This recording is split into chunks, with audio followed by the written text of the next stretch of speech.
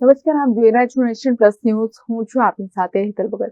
આજે આમ આદમી પાર્ટીના ડેડિયાપાડાના ધારાસભ્ય ચૈતર વસાવાએ છોટાઉદેપુર લોકસભાની નાંદોદ વિધાનસભાના જરિયા ગામે ગુજરાત જોડો જનસભામાં હાજરી આપી હતી. મોટી સંખ્યામાં લોકોની ઉપસ્થિતિમાં આયોજિત ગુજરાત જોડો જનસભામાં કેન્દ્ર સરકાર દ્વારા મનરેગા યોજનાનું નામ જી રામજી કરી દેવામાં આવતા છંછેડાયેલા આમ આદમી પાર્ટીના ધારાસભ્ય ચૈતર વસાવાએ ભારતીય જનતા પાર્ટી ઉપર આકરા પ્રહારો કર્યા હતા.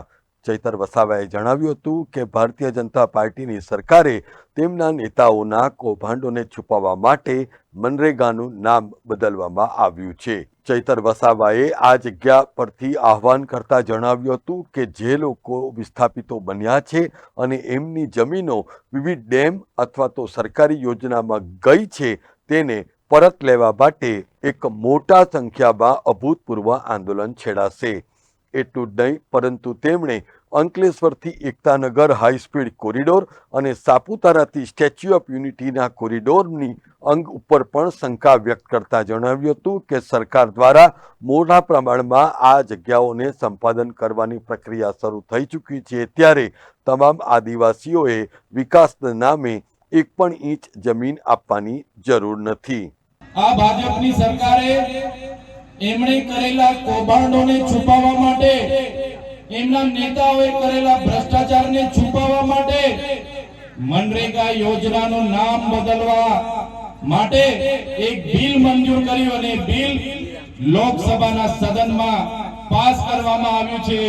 ત્યારે આ ભાજપની સરકારને અમે આ મંચ પરથી કહેવા માંગીએ છીએ, મનરેગાનું નામ બદલવાથી તમારા બધા કૌભાંડો અમે ભૂલવાના નથી, એ ભ્રષ્ટાચારીઓને અમે છોડવાના નથી.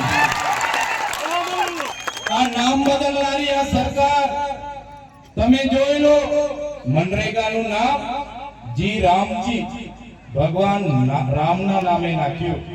જી રામજી અમારા વડીલો, અમારા સંતો, અમારા મહંતોએ અમને કીધું રામજી તો આપણા હૈયે વસે છે, છતાં આ ભાજપની સરકાર ભગવાન રામને પણ એમના કૌભાંડો છુપાવવા માટે ઉપયોગ કરે છે. એ સરકારને જવાબદારી આપવી. Bureau report, Nation Plus News, Nandod.